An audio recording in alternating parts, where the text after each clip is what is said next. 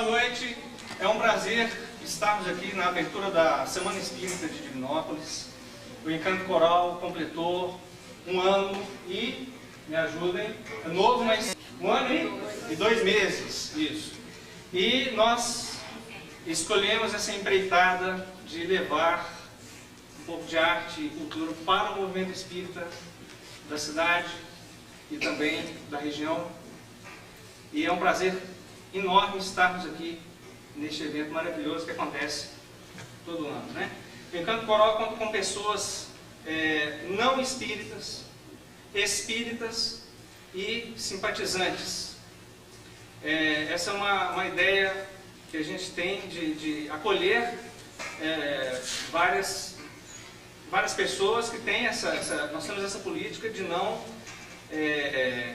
selecionar pelo motivo ideológico, mas todos aqui se respeitam mutuamente nesse sentido, e isso tem dado para a gente uma experiência maravilhosa de unir, aliás, até unir não, mas deixar as ideias que poderiam se contrapor, mas em prol de um evento, em prol de uma cultura musical, enfim, levar a música simples e agradável a todo mundo. Nós apresentamos 2 movimentos de uma suíte nordestina para coro de Ronaldo Miranda. A primeira peça chama-se Morena Bonita e depois nós cantamos Bumba Chora, que é um repertório para coro bastante legal. Nós vamos apresentar do mesmo autor Cantares.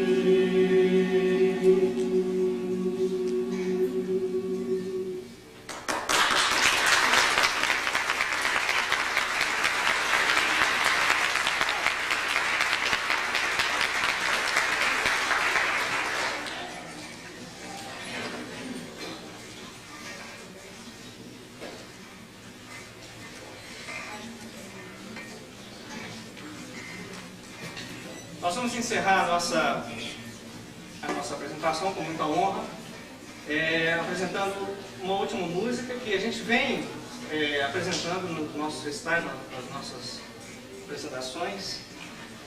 E já é uma música mais tranquila, é uma música muito simples, mas muito bonita. Há duas vozes somente. Quem conseguir já vai aprendendo, porque a gente vai repetir ela por um tempo aí, porque ela é muito bonita, muito simples, e as coisas simples fazem parte da nossa... Deve, né, fazer parte da nossa vida, porque aí é que a gente procura as verdadeiras razões, né, da nossa existência. Ao cair de uma tarde linda.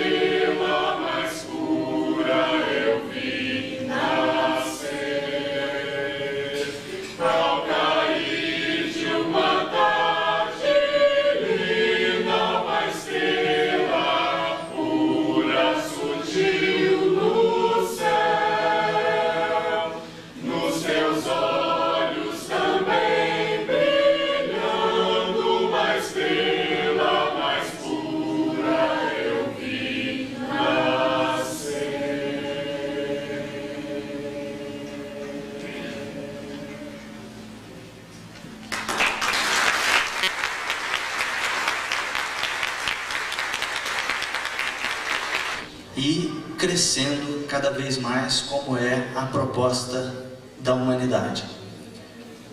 Na noite de hoje, nós vamos dar início a esse nosso trabalho da Semana Espírita com o tema Jesus, exemplo de amor. Quem teve acesso à programação da nossa Semana Espírita pôde perceber que o tema central da nossa semana é Espiritismo e a busca da paz. A nossa contribuição aqui de Divinópolis para esse momento em que nós vivemos da humanidade, de estabelecer a paz entre nós e entre todos os habitantes desse nosso planeta. Durante a nossa programação, teremos 4 exposições falando sobre esse tema da paz. Será hoje Jesus, exemplo de amor, depois paz interior, a construção da paz no cotidiano e a renovação do mundo pela paz. No último dia, nós teremos oficinas tratando de cada tema que está sendo tratado nas exposições. Portanto, nós teremos 4 temas, e esses 4 temas serão tratados em oficinas na terça-feira. E aí, como o trabalho de oficinas exige já salas e grupos separados, porque serão 4 oficinas, nós teremos o trabalho feito na Casa Espírita Maria de Nazaré, que fica ali depois do viaduto da 1º de junho, entrando no Esplanada à esquerda. Então, nós vamos ter, para quem quiser detalhar mais o trabalho que será feito nas exposições a partir de hoje, nas palestras, nós vamos ter as oficinas. Que serão essas oficinas? Serão justamente momentos em que nós vamos estar junto com o orador ou com o coordenador da oficina, e vamos estar tratando de uma forma mais dialogada, através até de dinâmicas de grupo, em alguns casos, sobre o trabalho que está sendo feito através de exposição. Isso porque, durante a exposição, fica difícil para a gente dar acesso ao público, que é grande, para perguntas e respostas. Na oficina, nós teremos isso específico, onde aquelas pessoas que se interessaram mais por esse ou aquele tema vão poder aprofundá-lo diante do orador ou do coordenador da oficina, para poder tirar realmente essas dúvidas e poder se esclarecer melhor a respeito do tema. Hoje, portanto, falaremos sobre Jesus, exemplo de amor. Quem vai falar conosco sobre isso é o senhor Antônio Paixão. Como é de praxe na nossa Semana Espírita, cada dia fica responsável uma ou mais casas pela organização do dia, da noite. E no caso de hoje, nós estamos com a Casa Espírita Maria de Nazaré e a Casa Espírita Casa do Caminho. Para fazer a prece de abertura, que é habitual em nossos encontros, nós vamos chamar a Maria do Perpétuo Socorro para fazer a prece.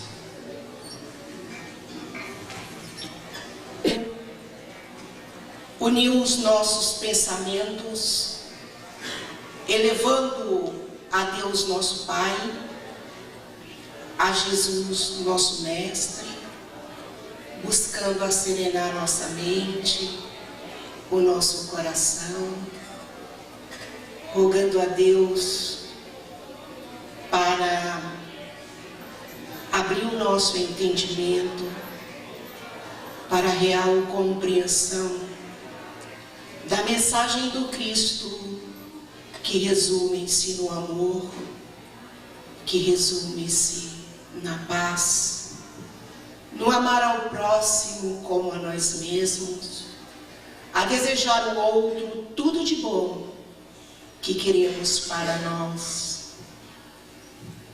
E nesse momento, num só sentimento, num só ideal, vamos fazer a oração que o próprio Cristo nos ensinou.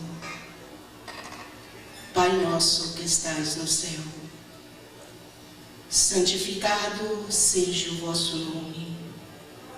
Venha a nós o vosso reino. Seja feita a vossa vontade, aqui na terra e no céu. O pão nosso de cada dia dai-nos hoje. Perdoa as nossas ofensas, na medida que perdoamos aqueles que nos ofendem. E não nos deixes cairmos no erro do orgulho, da vaidade, e livra-nos do mal, porque vós é o poder, vós é a honra, vós é a glória para sempre. Que assim seja, graças a Deus.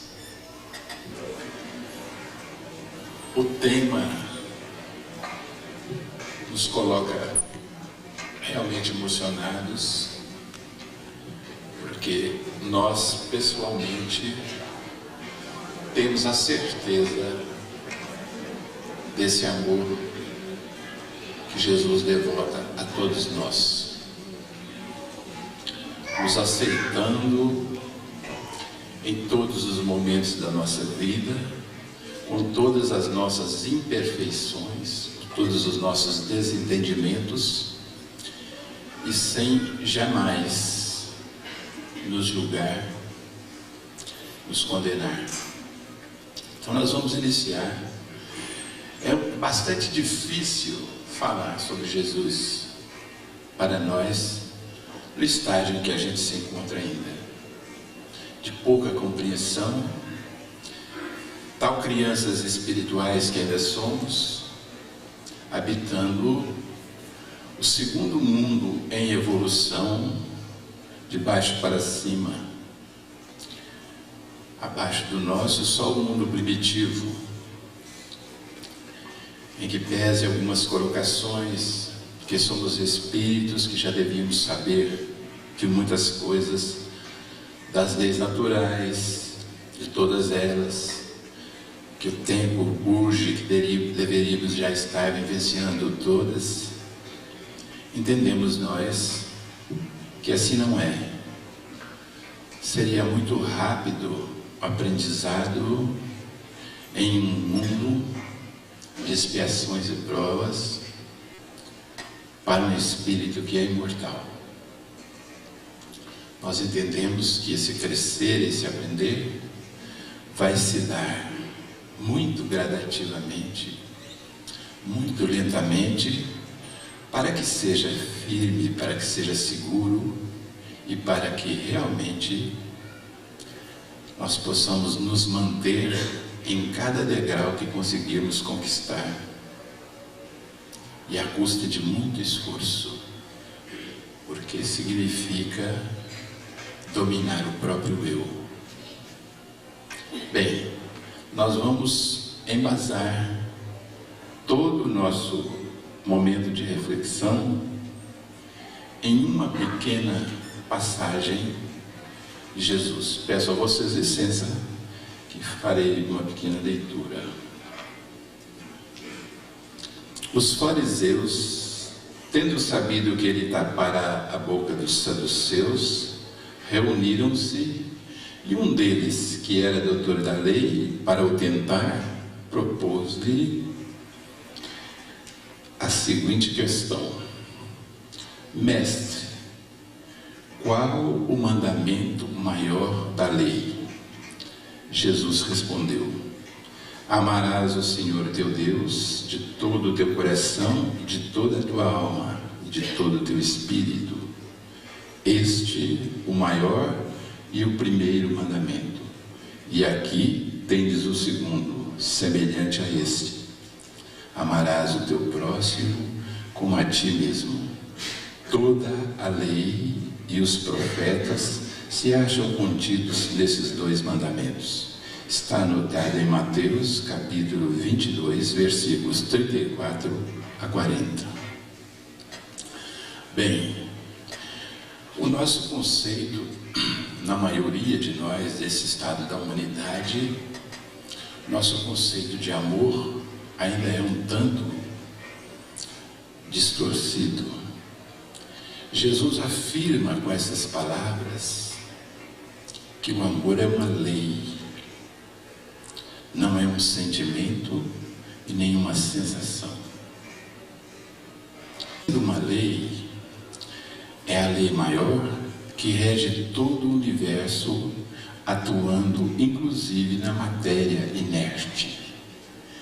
Muito difícil para nós ainda compreendermos a Terra girando em torno do Sol, a Lua girando em torno da Terra, em perfeito equilíbrio e regidos pela lei do amor, com outras nomenclaturas que o homem atribuiu, tal força de atração, repulsão, tal força centrípeta ou centrífuga, mas é a lei do amor. Nós estamos imersos na lei do amor. Ora, se o amor é uma lei, não é um sentimento, uma sensação, porque o sentimento e a sensação muda a todo momento de acordo com a nossa disposição ou com a influência do meio. Entretanto, todas as leis divinas são perfeitas e imutáveis. Por isso, então, faz-se necessário que nós venhamos rever as diferenças que existem. O que nós entendemos como amar não passa ainda de paixões, do gostar, que são sentimentos.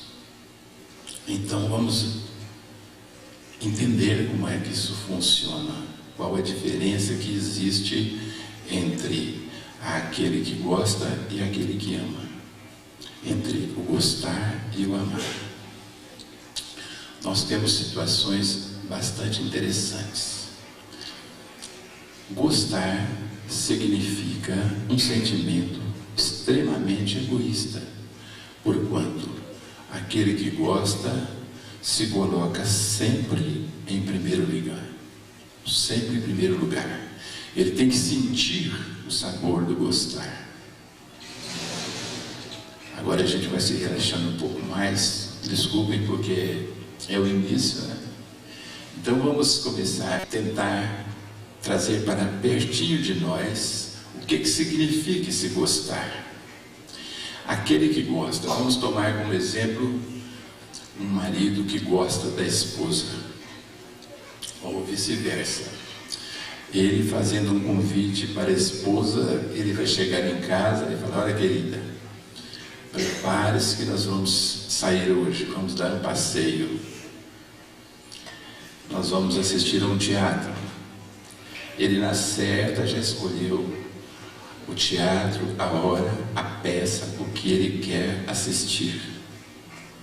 E ela ainda tem que ficar bastante agradecida. Comumente ele ainda pede: coloca um daqueles vestidos que você escolheu quando eu lhe dei, né? Ele escolhe 3 na vitrine, qualquer um serve para ele, chega lá e fala: é você que vai escolher. Nem vou dar palpite, qualquer um dos 3 está bom, porque qualquer um dos 3 serve para ele, ele já escolheu. E então, na realidade, nós vamos observar quando esse gostar, né, fica acentuado. Os pais, nós gostamos, ou pelo menos nos externamos assim: eu amo meus filhos e farei qualquer coisa por eles. Não é isso que a gente quer? Será que é por eles mesmo? Vamos observar, né? Os pais de um rapaz bem orientado, levado para os colégios, tratado com carinho, com afeto, né? Aos 17 anos ele chega perto do pai ou da mãe e fala: olha, parei, não quero mais estudar, resolvi, vou mudar de vida, vou adotar uma profissão, porque estou querendo me casar, e já vou aproveitar e trouxe aqui para apresentar para vocês a minha futura esposa. Ela é 25 anos mais velha do que eu, não sabe ler nem escrever, e já tem 4 filhos. E a mãe então é assim: Se não cair de costa, pelo menos, perdoe o termo, um chilique, assim? Porque não é isso que eu queria de você. Ela vai falar para você, claro, né? Não queria para você, mas na realidade eu não queria de você para mim. É isso? Então, isso é uma coisa da nossa realidade. Esse gostar, né? De, olha, aquele que está recebendo aquele diploma é meu filho. Bem, em outras situações, nós vamos buscar compreender como se comportaria alguém que realmente amasse. Esse mesmo marido fazendo o mesmo convite para a esposa, chegando em casa, falando: querida, você gostaria de sair hoje? Ir onde? Fazer o quê? E ainda que ela dissesse: para a casa da minha mãe. Mas você vai ficar 3 horas escutando ela dizer impropérios, que isso é um traste, assim, que eu criei com carinho minha filha, para você tratar dessa maneira que trata e tudo mais, né? E ele falar: pois bem, é assim que você estará feliz? Vamos lá, eu prometo que vou ouvir, não vou contestar, mas vou ouvir mesmo, com endereço e tudo. Ou seja, é simples a gente compreender essa diferença. Quem gosta se coloca sempre em primeiro lugar. Ele tem que sentir o sabor de gostar. E quem ama, com uma pequena diferença, se coloca sempre em segundo lugar. Assim que Deus nos ama. Em qualquer circunstância, nós agimos da maneira que queremos. Ele jamais interfere. Voltando ao caso da mãe, né? E o filho, então: vou me casar com essa senhora aqui, ele está decidido. É isso que você quer e vai ser feliz? Tá bem. E além disso tudo, né? Sem qualquer pejoração à profissão, né? Mas ele optou por ser carroceiro. Então, vamos associar aí, montar uma frota de carroça de aluguel. A mãe, né, para amar, ela fala: é isto que você quer e é assim que você vai estar feliz? Então faça. Se eu puder, vou te ajudar a ensinar a minha nora a ler e te ajudar a levar lá o burro para pastar e tudo, nas horas que for preciso. E ainda tem mais. 1 ano depois, quando ele voltar, ele falar: mãe, está tudo errado. A mulher me largou, a carroça quebrou, o burro fugiu. Nada de falar: viu? Agora você aprendeu, né, a me escutar. É como Deus faz conosco, não tem importância. Você aprendeu alguma coisa. Assim Ele nos dá tantas quantas forem necessárias as oportunidades de estarmos nos reencarnando e buscando o equilíbrio perdido nos nossos procedimentos equivocados. Esse amor que Jesus exemplificou, é hora de começarmos a pensar. Amor é um sentimento que não tem mão dupla. Ele é um sentimento só de ida. O amor, no qual eu estou mergulhado, as emanações dele ao saírem de mim, são de única e exclusiva decisão minha.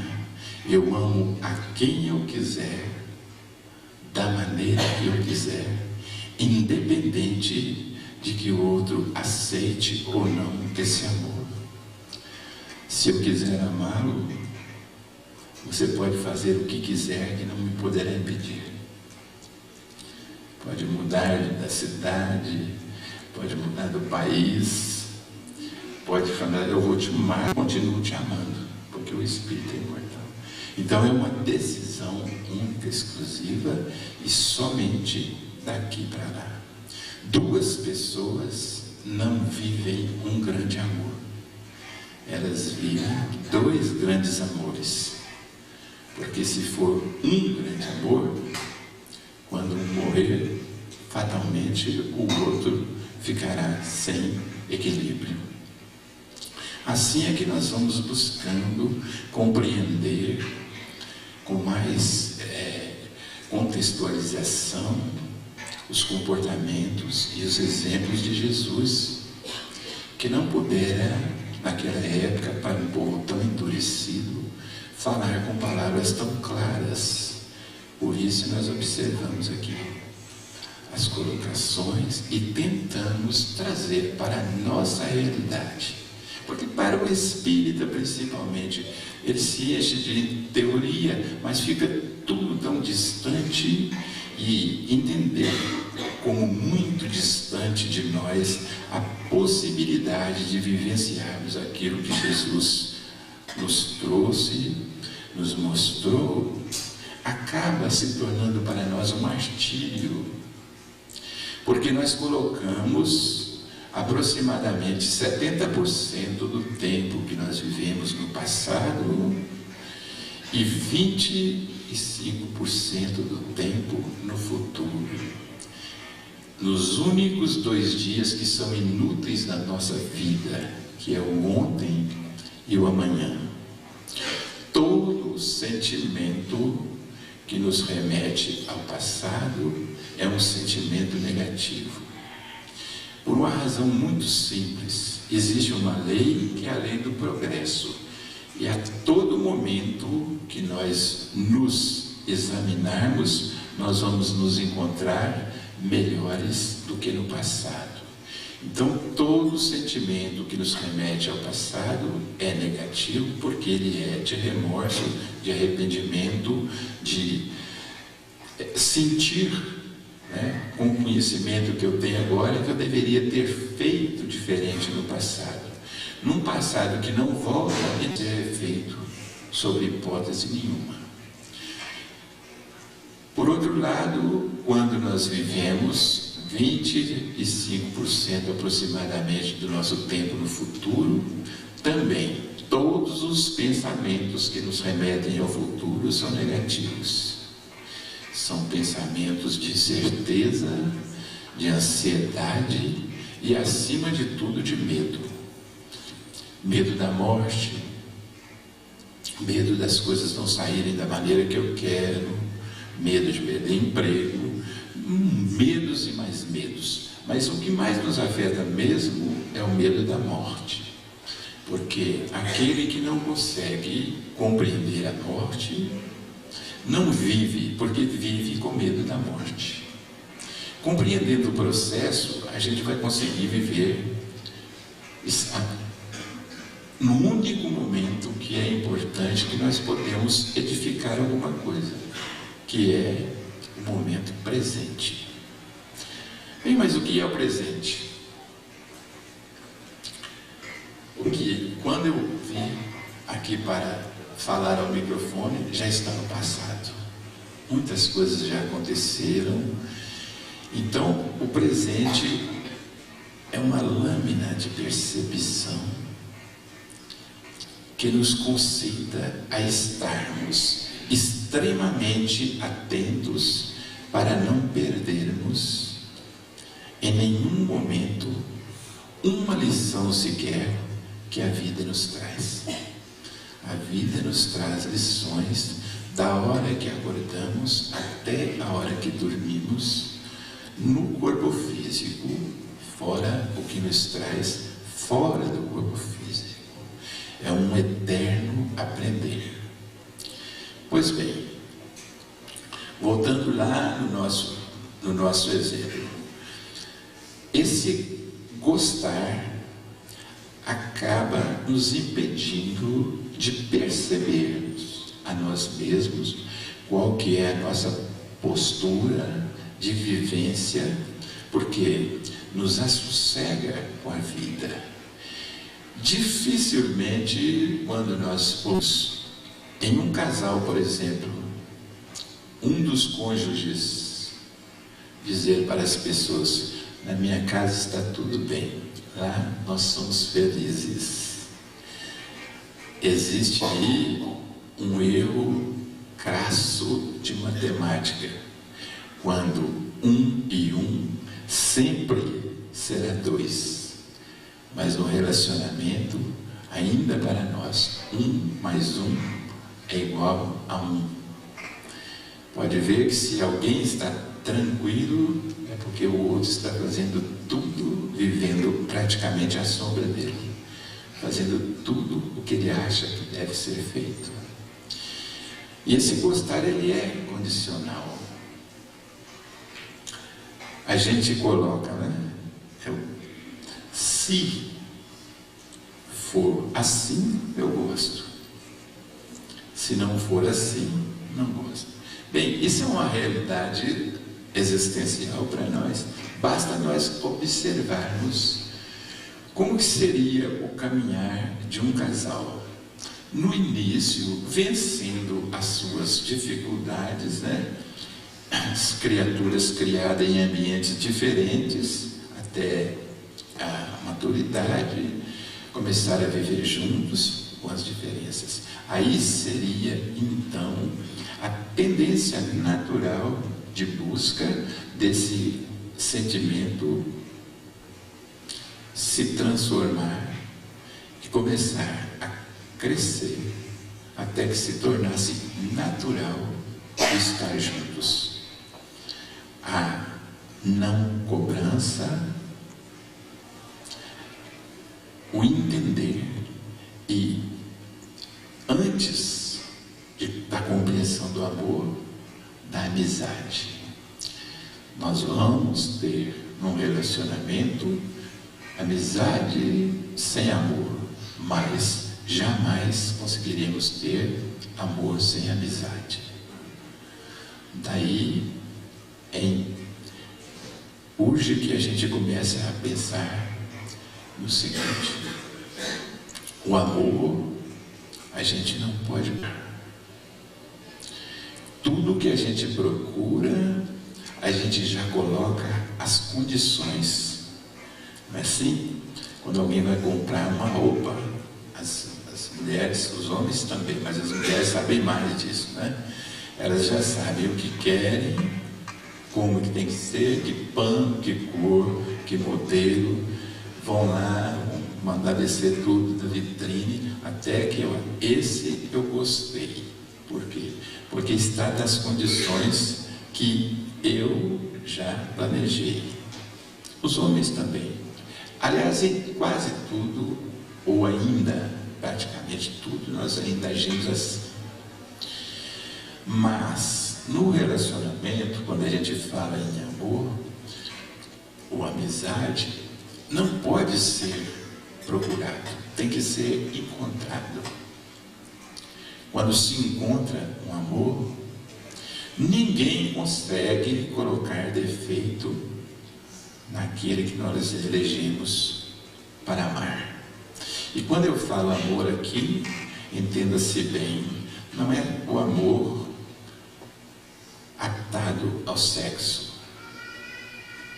É esse amor que Jesus exemplificou, o amor na sua plenitude, por tudo e por todos.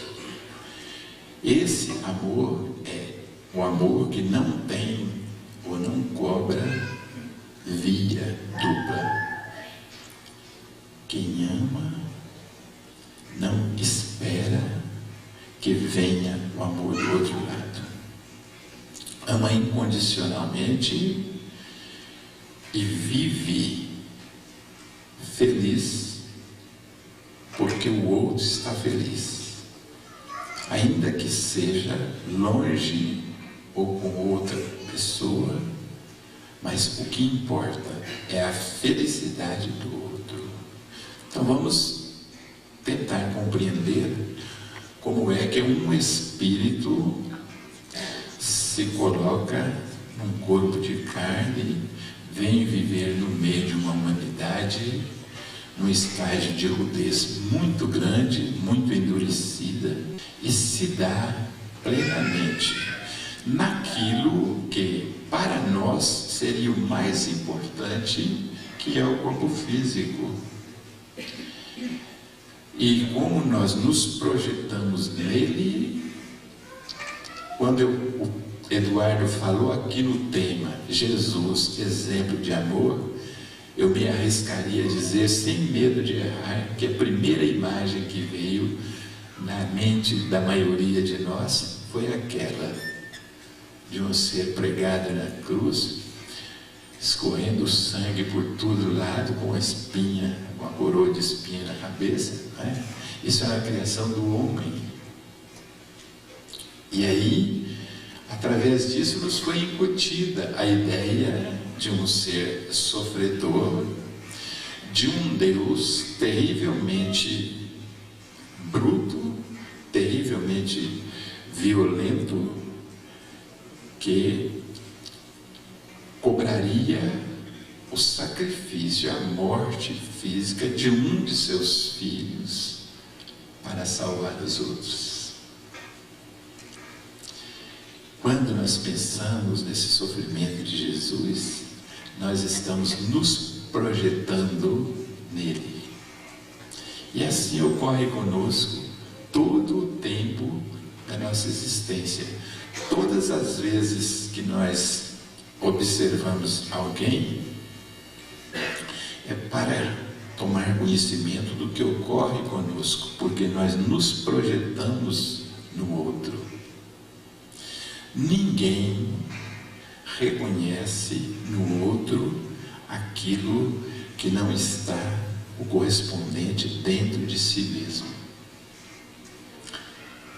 Essa a máxima da bondade e da inteligência divina.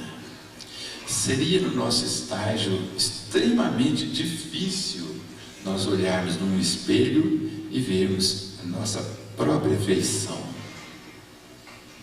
porque teríamos que realmente encontrarmos com nós mesmos, e isto não é ainda muito bom para nós. Por isso nós temos o nosso semelhante à nossa frente. Eu não diria sem exceção, porque é uma palavra muito pesada, mas praticamente sem exceção, tudo aquilo que nós observamos no outro e nos incomoda é o que nós precisamos resolver dentro de nós. Porque isso é uma questão lógica. Se eu não tenho o correspondente dentro de mim, eu não consigo identificar no outro. Estas pessoas que já venceram, por exemplo, a questão da honestidade, são aqueles que são chamados, inclusive, de bobocas, né? Porque são passados para trás, porque a gente nunca espera do outro aquilo que a gente não é capaz de fazer. Então, se essa pessoa já venceu a questão da honestidade, ela não espera jamais que alguém vá passar lá para trás. Então, é bom que a gente tenha um pouco de cuidado, porque se a gente sai aí pela rua, né, abotoando bem os bolsos, chega no meio de um local onde tem muita gente segurando o bolso e a carteira, é preciso ter cuidado, porque a gente está bem tentado a se aparecer um bolso aberto, uma carteira aparecendo, nós vamos ter que olhar para o outro lado para resistir.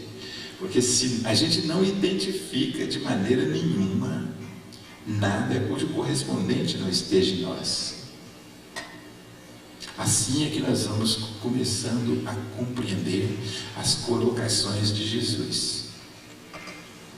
Quando ele falou assim: eu sou o caminho, a verdade e a vida. Ninguém vem ao Pai se não for por mim. Observem que coisa interessante. Ele não falou ninguém vai ao Pai se não for por mim. Ninguém vem. Eu estou à disposição e estou caminhando adiante.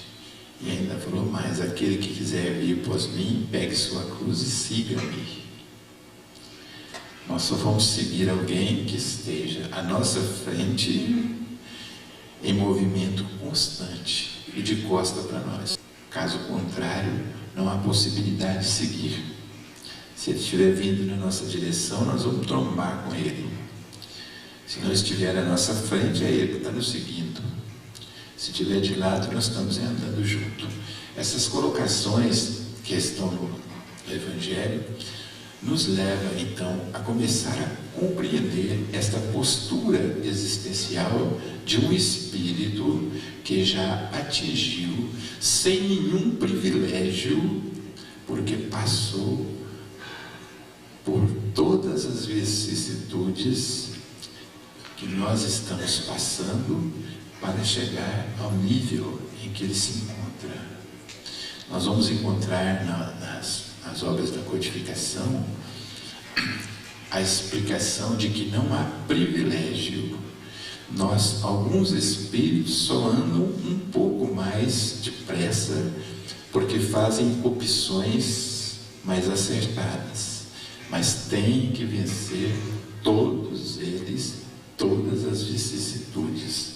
Entenda-se por vicissitudes as condições de vida no nosso planeta.